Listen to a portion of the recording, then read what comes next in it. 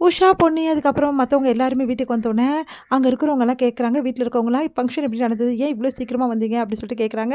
அது வந்து அப்படி சொல்லிட்டு என்ன சொல்றதுன்னு தெரியாம முழிக்கிறாங்க. உடனே வந்து உஷா வந்து அப்படியே வந்து சரி நான் ரூமுக்கு போறேன் அத்த சொல்லிட்டு ரூமுக்கு போயிடுறாங்க. அப்போ வந்து அது வந்து யாரும் இத பத்தி எதுவும் கேட்க வேணாம் அப்படின்னோனே, ஏன் அப்படின்னோனே சொல்லிட்டு உடனே சொல்றாங்க, "ஏங்க நான் ஃபங்ஷன நிம்மதியா இருக்க விட்டாங்க. இந்த மாரி பண்ணிட்டாங்க." அப்படின்னு சொல்லிட்டு பவானி எல்லா விஷயத்தையும் சொல்றாங்க. இந்த மாரி அவமானப்பட்டது, உஷா வந்து இந்த மாரி குழந்தை இல்லன்னு சொல்லிட்டு வந்து கலந்துக்க வேணாம்னு சொன்னது, எல்லாத்தையுமே வந்து சொல்றாங்க.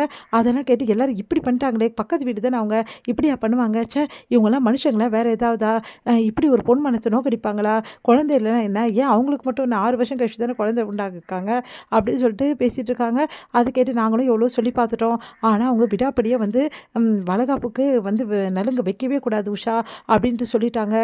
அதனால வேற வழி இல்லாம நாங்க எல்லாருமே வந்துட்டோம். அப்படின்னோனே, சரி உஷா என்ன பண்ணா? இல்ல உஷா வந்து எங்கள சமாதானப்படுத்துறா. ஆனா, அவன் மனசு கண்டிப்பா கஷ்டப்பட்டுருக்கும். அப்படின்னு சொல்லிட்டு ஜெயா வந்து சொல்லிட்டுருக்காங்க. உடனே பொன்னி என்ன பண்ணுறதுன்னு தெரியாம தவிச்சு பார்த்துட்டுருக்காங்க.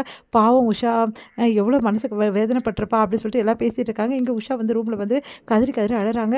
"டேய் நீ போய் பார்றா, பாவம்டா அவ" அப்படின்னு சொல்லிட்டு வந்து உஷாவோட ஹஸ்பண்ட் வந்து சொல்றாங்க. உடனே வந்து சரி நான் போய் பார்க்குறேன் அப்படின்னு சொல்லிட்டு அவரும் போறாரு.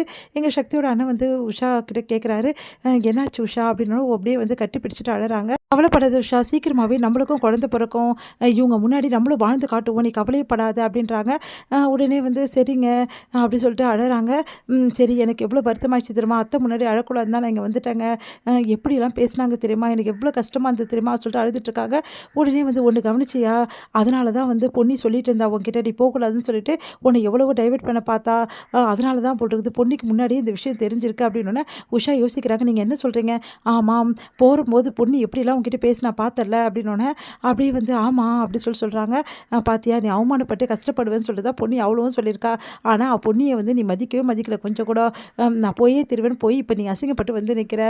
எப்பவுமே பொன்னி உன் நல்லது தான் செஞ்சுட்டுருக்கா. நீ தான் அவள கொஞ்சம் கூட புரிஞ்சுக்க மாட்டேங்கிற. நீங்க என்னங்க சொல்றீங்க?" அப்படின்னோனே, "ஆமா நான் சொல்றதெல்லாம் உண்மதான்.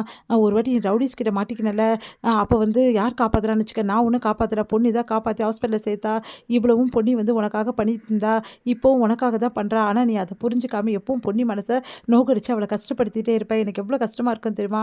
அப்படின்னோனே அப்படியே யோசிக்கிறாங்க உஷா. "நீங்க சொல்றதெல்லாம் உண்மையாங்க?" அப்படின்னு சொல்லிட்டு, "ஆமா உஷா நான் சொல்றதெல்லாம் உண்மைதான்" அப்படின்னோனே, அப்படியே யோசிச்சுட்டே அப்படியே வந்து நேரா பொன்னிய பார்க்க போறாங்க. "பொன்னி ஒரு நிமிஷம்" அப்படின்றாங்க. சொல்லுங்கக்கா. சரிங்கக்கா உங்களுக்கு என்ன செஞ்சு தர? உங்களுக்கு பால் கொழுக்கட்டை ரொம்ப பிடிக்கும்னு சொன்னீங்களா? அது செஞ்சு தரவா? இல்ல பாயாசம் செஞ்சு தரவாக்கா?" "அதெல்லாம் ஒண்ணும் வேணாம். ஒரு நிமிஷம் நான் சொல்றத கேட்குறியாம்மா? உனக்கு முன்னாடியே தெரியுமா?" அப்படின்றாங்க. "ஆமாக்கா எனக்கு முன்னாடியே தெரியும். அவங்க பேசிக்கிறாங்க. எப்படி உங்ககிட்ட சொல்றதுன்னு எனக்கு தெரியல. நீங்க அவமானப்படக்கூடாதுன்னு நெனச்சு தான் நான் வந்து உங்கள எப்படியாவது வீட்ல இருக்க வைக்கலாம்னு நெனச்சேன். ஆனா நீங்க இல்ல" அப்படின்னோனே அப்படியே அழுதுடுறாங்க உஷா. அப்படியே கைய பிடிக்கிறாங்க. "சாரி பொன்னி நான் எவ்வளோ கஷ்டப்படுத்தியிருக்கேன் உன்ன. ஆனா இப்போ வரைக்கும் நீ வந்து எனக்காக எவ்வளோ பண்ணியிருக்க. எனக்கு நல்லது மட்டுமே நெனைக்கிற. ஆனா நான் உனக்கு கெடுதல் மட்டுமே நெனச்சிருக்கேன்" அப்படி சொல்லிட்டு அழறாங்க. "பரவால்லக்கா விடுங்க. நம்ம 2 பேரும் வந்து இங்க வாழ வந்திருக்கோம். 2 பேருமே சந்தோஷமா ஒத்துமையா இருக்கணும்ல" அப்படின்னோனே உஷா வந்து "மன்னிச்சிடு பொன்னி. நீ எவ்வளோ நல்ல மனசுக்காரின்னு எனக்கு தெரியும்.